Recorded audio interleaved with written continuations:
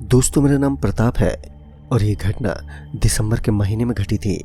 सर्दियों की वजह से धुंध अपना डेरा शाम के करीब 8 बजे के बाद ही जमा लेती थी और उसके बाद सुबह के लगभग 11 बजे तक ऐसे ही रहती। फिर एक दिन जब मुझे प्रतापगढ़ रेलवे स्टेशन से रवाना होना था, दरअसल मुझे अपने बिजनेस के सिलसिले में किसी गांव के लिए जाना था, मगर एक ट्रेन अपने निर्धारित समय से काफ़ी देरी से चल रही थी और उसकी वजह थी सर्दियों के मौसम में एक धुंध के साथ साथ पटरी पर थोड़ी मिस्टेक का होना। दरअसल मुझे पता चला कि प्रतापगढ़ के पीछे की तरफ एक रेलवे स्टेशन की पटरी के बीच में थोड़ी मौच आ गई है, जिस वजह से उसकी रिपेयरिंग चल रही है। मगर मुझे वहां जाने की थोड़ी जल्दी भी थी, लेकिन अब तो ट्रेन अगर लेट हो रही थी तो उसमें मेरा भी क्या कसूर था। मैं तो सिर्फ ट्रेन का इंतज़ार कर सकता था। मैं प्रतापगढ़ के उस स्टेशन पर रात के करीब 2 घंटे तक खड़ा रहा, लेकिन उसके बाद भी ट्रेन नहीं आई तो मैं थक हार कर वापस अपने घर के लिए रवाना होने लगा। लेकिन तभी मुझे एक ट्रेन का हॉर्न सुनाई देने लगा। मैं फिर से पीछे पलटा और मैंने देखा कि ट्रेन नंबर 194 वहां पर पहुंच चुकी थी। ट्रेन को देखते ही मैं तो एकदम से खुश हो गया और उसके बाद अपना सारा सामान लेकर उस ट्रेन की तरफ निकल पड़ा। ट्रेन के पास पहुंचने के बाद मैं वहां से सीधा बोगी नंबर 3 में पहुंच गया। मैं उस वक्त नहीं जानता था कि किस बोगी में मुझे बैठना है और किस बोगी के अंदर मेरी सीट को बुक किया गया है। मैंने उस चीज़ पर ज़्यादा ध्यान नहीं दिया और जल्दी से जाकर ट्रेन की बोगी में बैठ गया। मैं जल्दी में यह भी भूल चुका था कि आखिर मुझे किस बोगी में बैठना है। तभी अचानक ट्रेन ने अपने चलने का हॉर्न भी दे दिया। मैं काफ़ी खुश था कि आखिर मुझे अपनी ट्रेन मिल ही गई। लेकिन तभी अचानक से मेरी नज़र उस बोगी के अंदर एक चीज़ पर पड़ी तो मेरी आंखें फटी की फटी रह गईं, क्योंकि इस बार मैंने देखा कि उस बोगी के एक कोने पर लिखा हुआ था, इस बोगी के अंदर बैठना सख्त मना है। यह बोगी रात में किसी भी शख्स के लिए बिल्कुल भी ठीक नहीं है। मगर वह बोगी तो एक आखिरी बोगी थी। वह सब सफ़ेद सफ़ेद अक्षरों में लिखे गए थे, जिस वजह से काफ़ी चमक रहे थे। उनको सफ़ेद अक्षरों में क्यों लिखा गया, यह बात तो मैं भी अच्छी तरीके से नहीं जानता था, मगर मुझे उनसे कोई लेना देना तो नहीं था और मैं जल्द से जल्द उस बोगी से उतरना चाहता था। क्योंकि जब मैं उस बोगी के अंदर चढ़ा था तो मुझे कुछ अजीब सा लगने लगा था। फिर उसके बाद मैं जाकर आराम से सो गया। लेकिन तभी मुझे किसी के घुंघरुओं की आवाज़ सुनाई देने लगी। जब मैं बाहर की तरफ पलटा तो कोई भी नहीं था। लेकिन जब मैं उस सीट पर वापस आया तो मुझे मेरे शरीर के अंदर एक अलग सी बेचैनी महसूस होने लगी। लगातार मेरे शरीर के अंदर से पसीने निकल रहे थे। लेकिन मुझे लगा कि मैं कई दिनों के पश्चात में ट्रेन में सफ़र कर रहा हूँ, तो ऐसा होना कोई बड़ी बात नहीं थी। मेरा सफ़र अभी भी बहुत ही ज़्यादा लंबा होने वाला था, जिस वजह से मुझे लगा कि शायद मेरा शरीर अब थक चुका है और यही वजह है कि मुझे ऐसा महसूस हो रहा है। लेकिन जब मैं सो रहा था तो मुझे ऐसा लगने लगा कि कोई मेरे बेहद करीब बैठने के बाद लगातार मेरी तरफ देख रहा है। लेकिन जब मैंने अपनी आंखें खोली तो वहाँ पर चारों तरफ मुझे कोई भी नज़र नहीं आया। लेकिन उसके बाद मैं इसे अपनी गलतफहमी समझकर वहीं पर टाल दिया और चुपचाप जाकर अपनी बर्थ पर सोने लगा।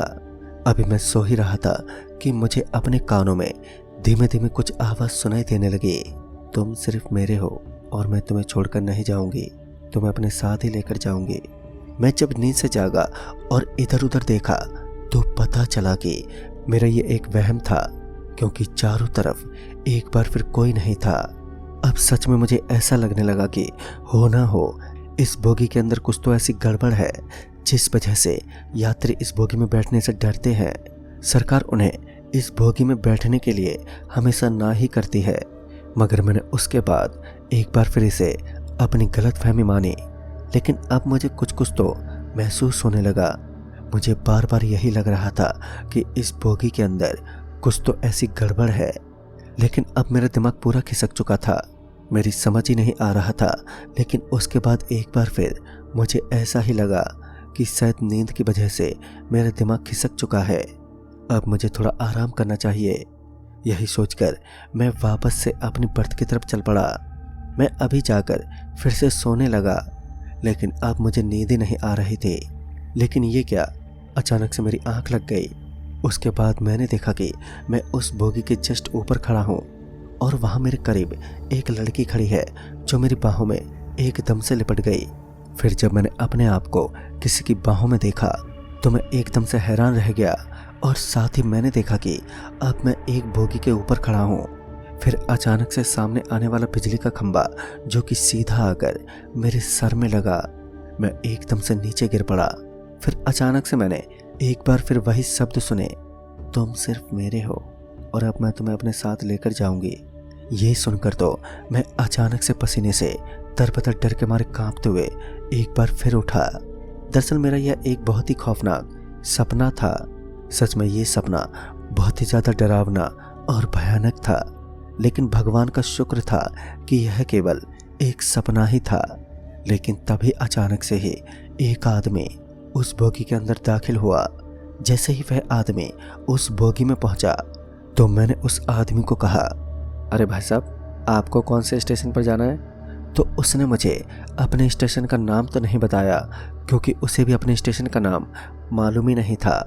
तभी उसने बताया कि उसका सफ़र भी लगभग 4 घंटे का होने वाला है। लेकिन अब मेरे पास डर का एक साया ख़त्म होने लगा, क्योंकि मेरे पास वह आदमी जो मौजूद था। उसके बाद में उस आदमी से बातें करते हुए मैं सफ़र को काटने लगा। बातों ही बातों में मुझे पता ही नहीं चला कि कब 4 घंटे बीत गए और उस आदमी का स्टेशन आ गया। मगर वह आदमी एक अच्छी सी मुस्कुराहट के साथ उस स्टेशन पर उतर गया। मगर एक बार फिर वो बोगी एकदम सन्नाटे में डूब गई। चारों तरफ अब एक खामोशी का साया मंडराने लगा था। एक बार फिर मेरे अंदर डर की ज्वालामुखी सी फूट चुकी थी। सर्दियों के इस मौसम में धुंध अपना डेरा जमा चुकी थी और उस वक्त रात के लगभग 2 बज चुके थे। और अब वह एक ऐसा वक्त हो चला था जब प्रेत आत्माओं की शक्तियाँ काफ़ी ज़्यादा बढ़ जाती हैं। लेकिन मुझे इन चीज़ों से कोई लेना देना नहीं था। मैं चुपचाप आराम से अपनी बर्थ पर बैठा हुआ फ़ोन को चला रहा था। अभी मैं अपने मोबाइल फ़ोन को चला ही रहा था कि अचानक से मेरे फ़ोन के अंदर वही आवाज़ आने लगी जो कि कुछ देर पहले मैंने अपने सपने में सुनी थी। मेरे मोबाइल के अंदर ऐसी आवाज़ को सुनकर मेरी दिल की धड़कन मानो एकदम से तेज हो गई। हालांकि उस वक्त ना ही तो मैंने कोई गाना चला रखा था और ना ही मैं कोई रिकॉर्डिंग को सुन रहा था। लेकिन फिर अचानक से आवाज़ आना कोई नॉर्मल बात तो नहीं थी। और फिर जब मैंने अपने फ़ोन को कान से लगाया तो मैंने सुना कि वह आवाज़ मेरे बिल्कुल फ़ोन से नहीं आ रही थी, बल्कि वो आवाज़ मेरे बिल्कुल ऊपर की तरफ से आ रही थी। उस वक्त मैं नीचे वाली सीट पर बैठा हुआ था, ऊपर की सीट खाली थी। फिर ये आवाज़ कहाँ से आ रही थी, यही सब देखने के लिए मैं धीरे से ऊपर की तरफ पलटा तो मानो मेरा खून एकदम से सूख ही गया था, क्योंकि इस बार मैंने देखा कि वहाँ पर एक औरत जिसने अपने पैरों में घुंघरू पहन रखे थे, मगर उसका पूरा चेहरा ढका हुआ था। अभी मैं उसका चेहरा तो साफ साफ नहीं देख पा रहा था, लेकिन उसके पैर मुझे साफ साफ दिखाई पड़ रहे थे, जिन्हें देखने के बाद मैं पूरे तरीके से अंदर से हिल चुका था। दरअसल इस बार मैंने देखा कि उस औरत के पैर पीछे की तरफ मुड़े हुए थे, यानी कि वह औरत कोई सामान्य औरत नहीं थी, बल्कि दादाजी के अनुसार वह एक चुड़ैल थी। क्योंकि मैंने अपने दादाजी से इनकी काफ़ी सारी कहानियाँ सुनी थी, लेकिन आज तो इनके साथ मेरी मुलाकात भी हो गई। उस वक्त मुझे मेरी आंखों के सामने मेरी मौत नजर आने लगी। अब मुझे समझ ही नहीं आ रहा था कि आखिर अब मैं करूँ तो करूँ क्या। उसके बाद मैंने सोचा कि अब मेरे पास सिर्फ एक ही रास्ता बचा था, और वो ये था कि मुझे इस चलती हुई ट्रेन से किसी भी तरह कूद जाना था।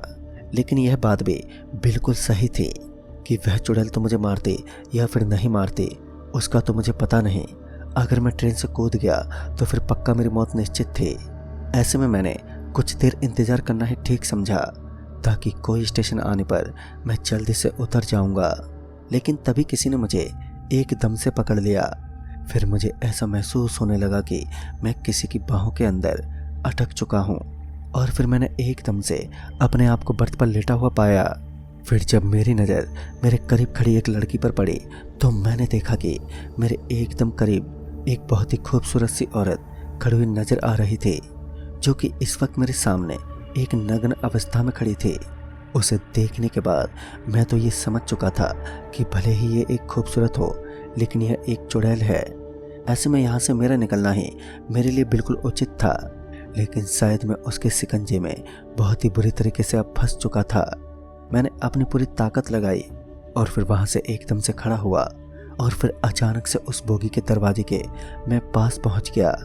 लेकिन जब मैं उस बोगी के दरवाजे के पास पहुँचा तो अचानक ही वह दरवाज़ा एकदम से बंद हो गया।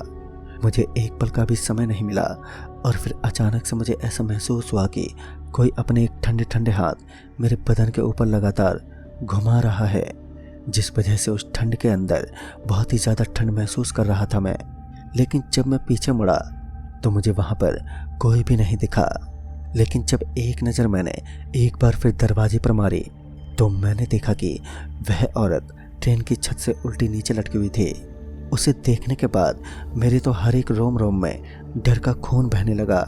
जहाँ पर उस औरत का चेहरा अब मेरी आंखों के सामने था और जहाँ पर कुछ देर पहले उसका खूबसूरत बदन मुझे दिखाई दे रहा था, तो इस बार मैंने देखा कि उसका एक भयानक शरीर मेरी आंखों के बिल्कुल सामने था।